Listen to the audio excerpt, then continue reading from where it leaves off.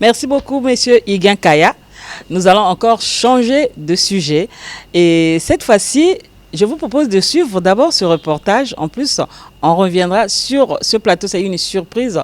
Bon, pas peut-être une surprise parce que c'est déjà passé au journal, mais suivez quand même et on vous dira de quoi il s'agit.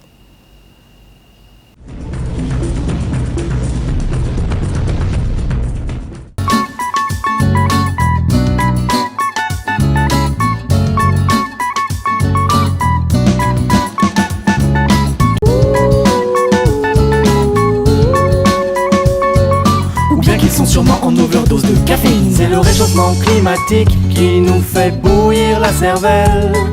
Cette croissance frénétique, mélancolique qui nous harcèle. C'est le réchauffement climatique qui nous fait bouillir la cervelle. C'est dans le cadre de sa campagne de sensibilisation à la préservation de l'environnement que l'ONG Éveil d'Afrique, sous l'impulsion de son président Higuin Kaya Mikala, a mis en place un carnet magazine écologique qui traite des questions liées au changement climatique et aux actions écologiques respectueuses de l'environnement. Pour assurer la distribution de ce magazine, cette ONG a signé un partenariat avec la société de transport Transboni Voyage. Ça nous permettra éventuellement de participer à la sensibilisation d'un large public sur les problématiques environnementales et surtout sur les enjeux et opportunités dans le domaine de l'environnement. Il est donc très important pour nous d'accompagner les populations dans la compréhension, comme j'ai dit tout à l'heure, des enjeux environnementaux.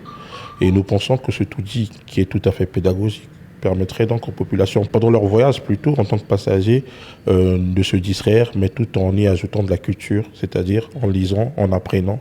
Voilà pourquoi nous disons que c'est très pédagogique.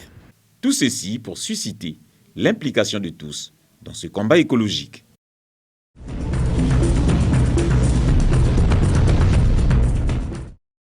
Très chers téléspectateurs, nous venons de suivre le reportage de Modeste Andaille sur la mise en place du journal Éco Magazine, si je n'ai pas Éveil d'Afrique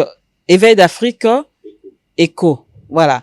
Vous faites la distribution dans les bus. Pourquoi vous avez choisi le bus et pourquoi le magazine? Pourquoi vous avez mis en place un magazine Éco? Alors, merci. C'est dans le but de sensibiliser la population sur les politiques et les questions donc environnementales. Nous avons fait ce constat, et je pense que vous le partagerez aussi, que très souvent, les grands rendez-vous sur les questions climatiques, on a comme cette impression que les conclusions, les recommandations sont restées dans les tiroirs. Dans les tiroirs, mais comme réservées à une certaine élite, à un certain groupe de personnes. D'autant plus que nous savons que les conséquences des changements climatiques, ce sont les populations qui les vivent et au quotidien. Alors nous pensons qu'aujourd'hui, dans la volonté d'avoir des populations animées d'un esprit éco-citoyen, il faille pour nous, bien entendu, d'aller vers les populations en les ramenant donc de l'information. Alors nous avons pensé mettre en place un magazine qui est un outil très pédagogique, où vous trouverez éventuellement la promotion du tourisme en République du Congo, donc les sites écologiques, mais les gestes et les habitudes à adopter pour être un citoyen éco-responsable. Et aussi, toutes les informations et les recommandations et les conclusions des sommets internationaux, parce que vous savez que c'est pas tout le monde qui a cette opportunité déjà d'avoir un smartphone ou une connexion quotidiennement pour avoir toutes les informations. Donc, nous allons vers les populations pour les informer sur les questions environnementales. Après, ça nécessite un coût financier. Nous n'avons pas de partenaire financier pour ce projet. Peut-être que nous en aurons, bien sûr. Alors, nous nous sommes dit, il fallait déjà trouver un partenaire pour la distribution. Nous n'allons pas distribuer le magazine dans tout Brazzaville ou au marché ou comment. Nous nous sommes dit, travaillons avec un partenaire qui est dans le transport. Et nous avons donc choisi Transboni, qui fait Brazzaville, Pointe-Noire, Brazzaville, Ouesso, Oyo, Wando. Alors, qu'est-ce que nous sommes dit? Nous avons signé avec le directeur général de Transboni. Nous avons mis à la distribution ces magazines-là. Et pendant tout le tronçon, pendant tout le voyage, les passagers ont le temps de lire, de se cultiver, de profiter du voyage, tout en ajoutant une dose de connaissances sur les questions environnementales. C'est notre contribution à la sensibilisation Une très belle environnementale. stratégie, mais j'ai envie de vous dire, est-ce que vous serez vraiment lu, compris quand on sait que l'Internet a gagné du terrain? Pourquoi vous ne créerez pas ou bien vous nous ouvrirez pas une chaîne YouTube ou une chaîne carrément de télévision environnementale? Très bien, nous sommes dans ce processus, bien entendu, vous nous avez devancé en idée, nous sommes dans ce processus de mettre en place une chaîne environnementale. Mais après, il faut noter un point. Aujourd'hui, c'est un préjugé qu'on fait aux Congolais, que le Congolais ne lit pas.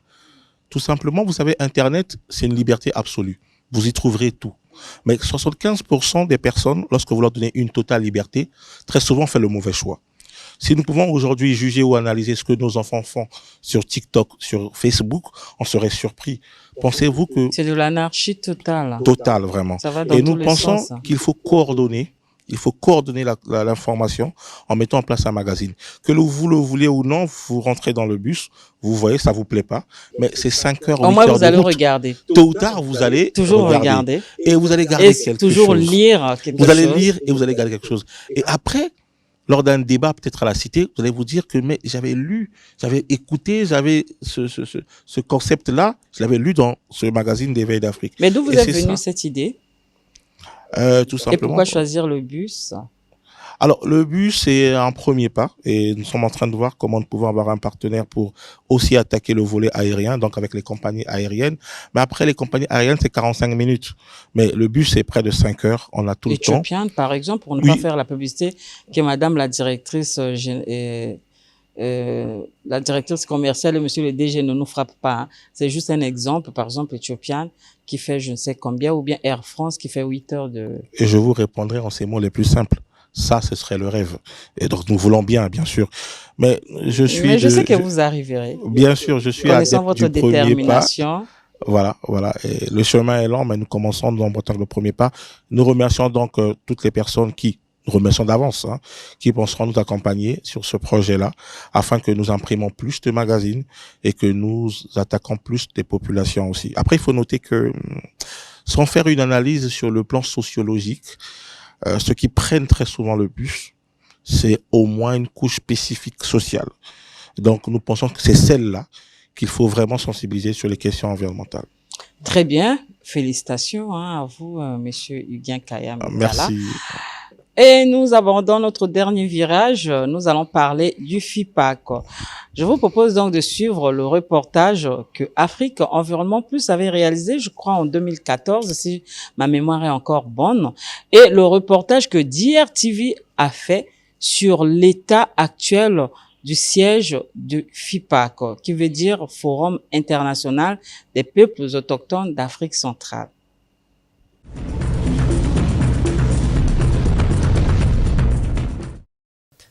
La République du Congo, initiatrice du Forum international sur les peuples autochtones d'Afrique centrale FIPAC, a inauguré le 6 mars dernier le siège FIPAC. Désormais, l'organisation, la gestion et l'entretien de ce patrimoine seront assurés par la Communauté économique des États d'Afrique centrale CEAC. C'est ainsi qu'Ifondo a été honoré par la présence des 3 chefs d'État sur sa terre à l'occasion de ce grand événement. La convention de transfert du village FIPAC a été signée à Ifondo entre le président de la République du Congo, Denis Sassou Nguesso, et son homologue tchadien Idriss Déby Itno, en sa qualité du président en exercice de la CEAC, en présence du président béninois Thomas Boniaï. C'est le conseiller juridique du chef de l'État congolais, Laurent Tengo, qui avait lu l'acte de cette convention. La présente convention a pour objet le transfert ad vitam aeternam par la République du Congo à la Communauté économique des États d'Afrique centrale du Forum international sur les peuples autochtones d'Afrique centrale, FIPAC, notamment son personnel, sa gestion, son patrimoine et son site. Article 2, des obligations de la République du Congo. La République du Congo s'engage à transférer le FIPAC dans tous ses démembrements ainsi qu'indiqué à l'article précédent à la Communauté économique des États d'Afrique centrale dès la signature de la présente convention. Reparti en 2 zones, le village FIPAC s'étend sur une superficie totale de 184 hectares pour un coût global de plus d'1 milliard. Ce village comprend 3 bâtiments principaux. Le bâtiment de la salle des congrès de 700 places assises avec ses 2 salons VIP, le bâtiment de la salle de réunion de 400 places en panels divers, le bâtiment du réfectoire pour en servir 360 repas chaque shift et sa cuisine. Les autres bâtiments sont 3 dortoirs de 10 chambres de 4 lits chacun, un dispensaire, des latrines et douches, des bureaux pour les administrateurs, un poste de garde, un bâtiment technique central électrique, des paillotes diverses servant de lieu de rencontre et de café extérieur. La région touristique comprend un amphithéâtre de 800 places et 6 dépendances couvertes, un marché d'artisanat et une piste forestière avec des paillotes servant de lieu de réunion pour des panels divers. Ce projet a été construit 95% par les habitants de la Likwala, d'Infondo et de Ngangania en particulier. Les matériaux utilisés viennent en grande partie de la région, bois, briques, sable et gravier. Ce bâtiment, si entretenu correctement, a une durée de vie de plus de 50 ans. Tous les éléments en bois ont été traités pour résister aux intempéries et aux insectes et fungus. Il répond aux normes de construction internationales. Le FIPAC est un instrument de coopération et d'intégration sous-régionale portant sur les questions autochtones. Cette expérience unique au monde mérite d'être durablement soutenue par les États membres de la CEAC, a indiqué le ministre congolais de l'économie forestière et du développement durable. Le Forum international sur les peuples autochtones d'Afrique centrale est une opportunité offerte pour faire évoluer le débat et assurer la promotion des droits et de l'émancipation des peuples autochtones dans les pays du bassin du Congo. Excellences, Mesdames et Messieurs, les pays du bassin du Congo viennent ainsi de se doter d'un nouvel instrument de coopération et d'intégration sous-régionale portant sur la question autochtone. Cette expérience unique au monde, je dis bien unique au monde, mérite d'être durablement soutenue par les États membres et accompagnée par les partenaires au développement afin qu'elle puisse atteindre les objectifs qu'elle s'est fixés. Sous une ambiance bon enfant, ponctuée de musique traditionnelle et moderne des pays de la zone CEAC, Denis Sassou Nguesso, Idriss Déby Itno et Thomas Boniayi, en compagnie du secrétaire général de la CEAC, ont coupé le ruban symbolisant l'inauguration officielle du site FIPAC. Après quoi, s'en est suivi la visite du site FIPAC. Notons que la 3e édition du FIPAC s'est déroulée du 4 au 7 mars dernier à Ifondo.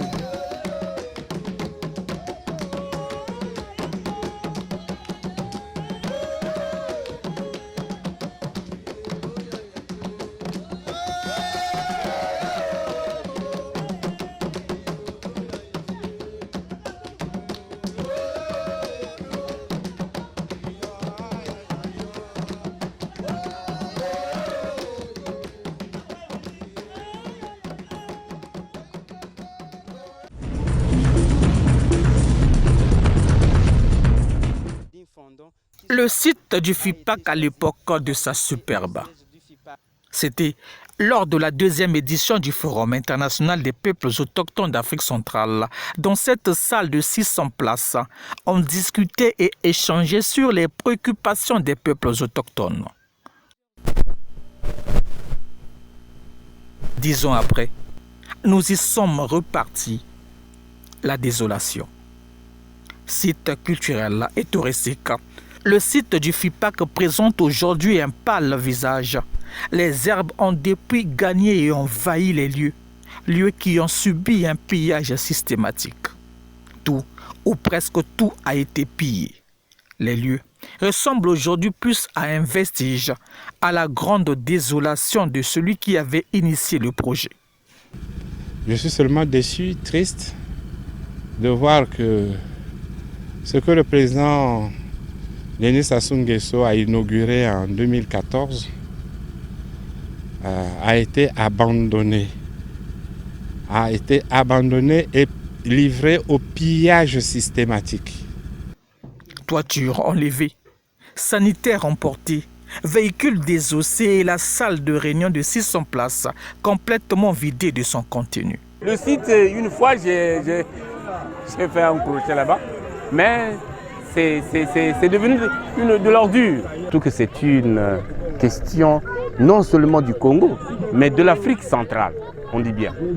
Les peuples autochtones de l'Afrique centrale. Le FIPAC avait même inspiré les Nations Unies. C'est le FIPAC qui a donné l'idée aux Nations Unies de lancer le forum sur les peuples mondial sur les peuples autochtones. Voyez-vous? Comment redonner vie à ce site? La question préoccupe la COMIFAC, la Commission des forêts d'Afrique centrale. À l'époque, sa construction avait coûté près de 300 millions de francs CFA. Réaliser tout ceci avec moins de 300 millions. Tout ceci a été réalisé avec moins de 300 millions de CFA. Pour réparer ceci, je ne vous dis pas les chiffres qu'on va avancer. Depuis aussi, le site avait été transféré à la CEAC.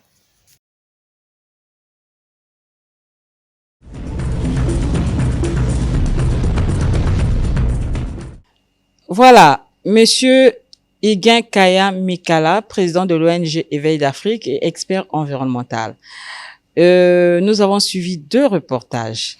Le premier, c'était la cérémonie de remise du siège du FIPAC à l'Union africaine parce que c'était devenu une institution de l'Union africaine. Il y avait 3 chefs d'État, nous avons suivi. Ensuite, le reportage de DRTV qui nous montre l'état actuel du siège de FIPAC qui est dans un délabrement total. Il me manque même de mots pour formuler une question afin que vous nous répondiez. D'abord, quelle lecture vous faites sur ces 2 reportages qui sont le jour et la nuit? Une consternation. Je n'arrive toujours pas à trouver les mots comme vous le dites. Le premier reportage démontre tout simplement l'engagement du président de la République. En plus, il y avait 3 chefs d'État. 3 chefs d'État. La certification sous-régionale, la certification de l'Union africaine, la fierté de cette Afrique qui valorise la culture autochtone, la fierté de notre Afrique qui valorise ici la vie, qui valorise la culture, qui valorise, je dirais, l'expérience et l'expertise autochtone. Et voilà que l'engagement politique a suivi éventuellement cette démarche-là. Ce bijou dans notre pays, et qui revêt ici un caractère culturel, artistique, mais un caractère social, un caractère scientifique aussi.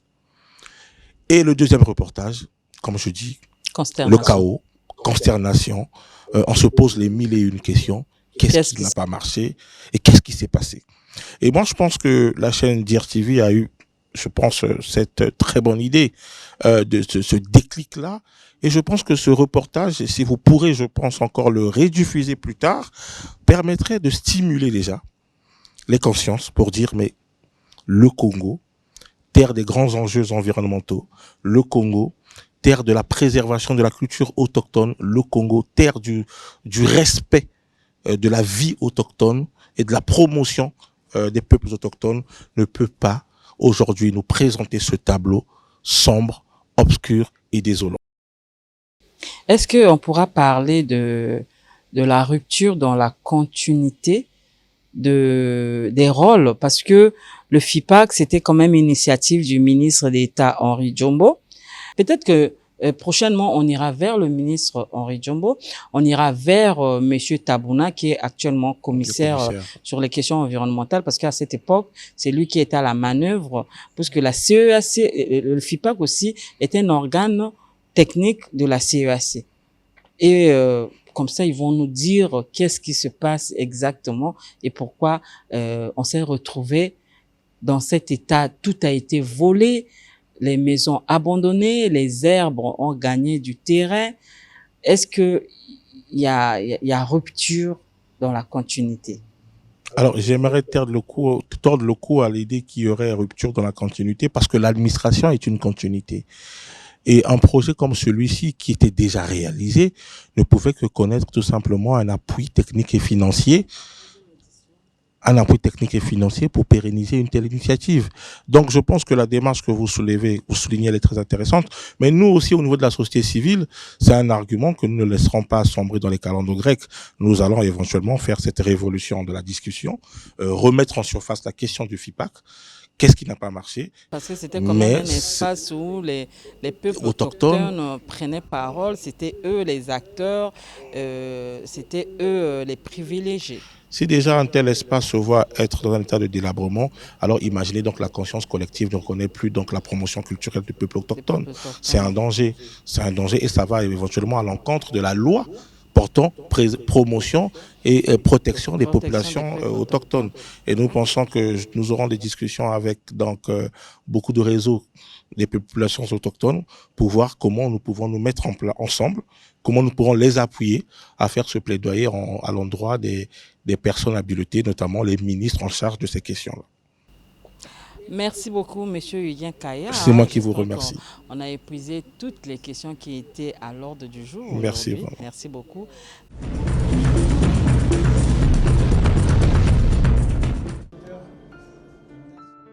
Co-construire les villes durables avec tous les acteurs de la fabrique des villes, telle est l'ambition que s'est donnée la société Apos Media en organisant la 3e édition du salon Innopolis Expo qui a réuni plus de 3000 visiteurs, parmi lesquels l'on compte élus et agents des collectivités locales, urbanistes, paysagistes, architectes, enseignants-chercheurs, sans oublier les start-up et les journalistes. C'est Dominique Faure, ministre française des collectivités, qui a levé en différé les rideaux de cette grande messe de la technologie et de l'innovation. Il ne suffit pas de simplement adopter ces technologies pour répondre à des défis auxquels nous sommes confrontés, mais il faut pleinement conduire un véritable changement. Et puis, il faut l'accompagner, ce changement. Il est essentiel que nous choisissions judicieusement les technologies qui auront un réel impact positif sur l'environnement et qui nous aideront à atteindre nos objectifs de durabilité. Cet espace d'échange et de partage d'idées est une approche à 360 degrés Celsius, a permis aux participants d'intégrer l'ensemble des composantes des projets de territoire dans les politiques locales. Le rôle du salon, c'est qu'effectivement toutes les personnes viennent, qu'il y ait à la fois des acteurs publics, des acteurs privés, et qui se disent comment on peut travailler ensemble, comment on peut collaborer, à la fois sur des aspects techniques, sur des aspects de financement, sur des nouvelles solutions aujourd'hui qui existent et dont ils n'étaient pas forcément au courant.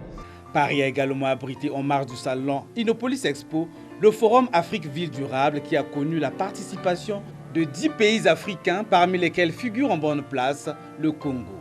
Ici, à travers les ateliers et tables rondes, les ministres et experts en urbanisme ont donné le meilleur d'eux-mêmes pour présenter les prouesses des projets déjà réalisés dans leurs pays respectifs, ainsi que les efforts consentis pour construire les villes durables. On n'est pas présent partout, donc on a besoin des intermédiaires financiers. Et on a développé en particulier pour l'entrepreneuriat féminin, parce qu'on est convaincu que c'est un point important, sur l'ensemble du continent africain, un programme qui s'appelle She Invest, pour favoriser avec les intermédiaires financiers le fait de prêter aux entrepreneurs. Et on le fait à tous les niveaux, puisqu'on va le faire avec de la microfinance, on va le faire avec des montants un peu plus importants, de telle manière qu'il y ait un accès au crédit, qui est un point important pour favoriser l'entrepreneuriat. Et ça, on le fait. Alors, sur le Congo, excusez-moi, je n'ai pas les chiffres, je ne sais pas exactement combien aujourd'hui a pu être prêté et décaissé, mais on essaye d'avoir cette stratégie-là sur l'ensemble du continent africain, de travailler avec des partenaires, parce qu'on est convaincu qu'il faut dynamiser les banques locales qui travaillent et qui connaissent les territoires. Autre temps fort couplé à ces deux événements est l'exposition qui a permis aux exposants de faire connaître les différents produits innovants et de l'entrepreneuriat. Placé dans la zone Afrique très stratégique près de la salle des réunions Afrique et du Forum Afrique Durable, le stand de la Fédération des organisations des femmes entrepreneurs des pays d'Afrique centrale, FOFEAC, a connu plus de 500 visiteurs. Ceci grâce à ses animatrices dévouées. Nous avons présenté la chikwang, nous avons présenté aussi, il y avait des produits artisanaux que les femmes ont envoyés. Vraiment, notre stand n'a pas vraiment chômé. Il y avait beaucoup de visiteurs pour notre FOFE. Et j'ai dit vraiment un grand merci. Et surtout, un grand merci aussi à Mme Ibombo qui a pensé vraiment à notre visibilité. La chaîne Télé Congo, j'ai dit vraiment merci parce qu'ils étaient là dévoués. Ils ont eu des images qui vont vraiment propulser Fofé dans l'avenir. À travers les rencontres B2B, cette exposition a été profitable pour les uns et les autres. Alors nous avons présenté un produit qui s'appelle DataCup et ce produit en fait il sert à diffuser du contenu numérique dans des endroits où il n'y a pas internet. Voilà, donc ça permet de diffuser un point d'accès Wi-Fi. Les gens qui ont un smartphone, un ordinateur portable, une tablette peuvent s'y connecter et naviguer comme si c'était sur internet, mais ils accèdent à un contenu qui est présent dans la DataCup. Très active, la secrétaire générale de la FOFEAC se dit satisfaite quant à la qualité des échanges. Je suis très contente de participer à ce salon. Nous avons appris beaucoup de choses, nous avons découvert aussi beaucoup d'opportunités et vraiment c'était un salon de haut niveau.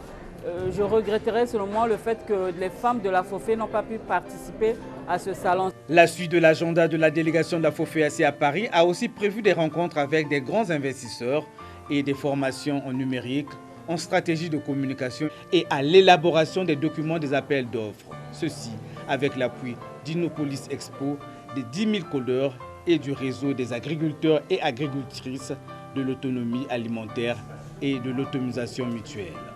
Et pour couronner le tout, une soirée de gala a été dédiée aux hommes d'affaires, diplomates, élus locaux et aux responsables des ONG ayant participé au salon Innopolis Expo et au forum Afrique Ville Durable. Initié par Madame Ghazal Magui, présidente de l'ONG Urbanistes sans frontières, unité, diversité et inclusion étaient au rendez-vous. Grâce à des partenariats avec l'Afrique, en 2018, nous avons monté un programme qui s'appelle Afrique Ville Durable. Donc vous voyez là-bas le logo, donc Afrique Ville Durable. Donc bien sûr, on traite l'ensemble des thématiques. Nous avons 6 groupes de travail qui vont des institutions jusqu'à l'architecture, de l'habitat, bien sûr, durable, etc. Entre-temps, développement économique et bien sûr socio-économique, les réseaux essentiels, l'environnement, la biodiversité. Vous voyez, tout ce qui touche l'aménagement du territoire et aussi les projets urbains. Vous êtes tous des acteurs en fait de la ville durable. Chacun intervient sur un sujet différent. Donc on s'est dit, voilà, on va vous faire rencontrer ce soir, peut-être pour aussi mettre en place des partenariats. Le programme de cette soirée a été conçu pour offrir une expérience unique aux participants en mêlant réseautage d'affaires, bilan du salon, témoignages et informations. Aujourd'hui, ce qu'on a mis sur la table au niveau du comité des villes africaines, c'est la situation des États insulaires africains qui méritent une attention particulière au niveau de l'économie durable, au niveau de l'économie bleue et de l'économie circulaire, à travers des outils qui ont été donnés par l'Union africaine, qui est la ZECLA, la zone de libre-échange économique continentale africaine, et également de mettre en lumière la diaspora africaine qui est présente ici et qui est massivement présente en France, qui agit pour l'Afrique, mais qui est encore malheureusement invisible. Comptant parmi les invités à cette soirée, les membres de la FOFEAC se sont également exprimés. Le siège de la fédération est basé au Cameroun. La présidente régionale est Mme Jacqueline Tchenché, elle est aussi camerounaise. Et la vice-présidente, elle est du Gabon. Et la République du Rwanda s'occupe de la trésorerie et la République du Congo, mon pays, s'occupe donc du secrétariat général. Donc voilà ce que je voulais dire. Donc s'il y a des gens ici qui s'intéressent aussi à l'entrepreneuriat féminin, n'hésitez pas de nous contacter. On a beaucoup travaillé avec Mme Congo, en tant que secrétaire général de la FOFE. Et la présidente s'est battue. On devait avoir normalement ici 60 femmes. Donc on avait à peu près 40 au niveau de Congo-Rwanda. Au niveau de la RDC, nous étions au nombre de 17 femmes. Et Cameroun, donc il y avait 7. Et Gabon, il y avait 21. Burundi aussi, il y avait 10. Donc normalement, vous auriez eu de l'ambiance la chaleur africaine, mais ça ne nous a pas manqué, c'est une partie remise.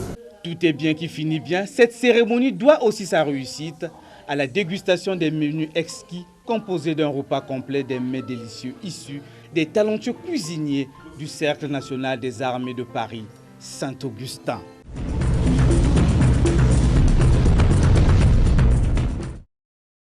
Alors, M. Higuien Kaya, nous sommes arrivés à la fin de notre émission. Votre mot de conclusion? Alors, le mot de conclusion, c'est tout simplement rappeler donc à l'opinion nationale que la société civile congolaise va accompagner le gouvernement pour la réussite de ce grand événement qui va se tenir ici à Brazzaville, donc le sommet des 3 bassins. Et je salue en passant le dynamisme du secrétaire permanent du Conseil consultatif de la société civile, Monsieur Germain Cephas Ewangi, qui ne cesse d'organiser au niveau de la maison de la société civile des ateliers de renforcement de capacité des acteurs sur les questions d'environnement, de développement durable et aussi de promotion de la diplomatie verte.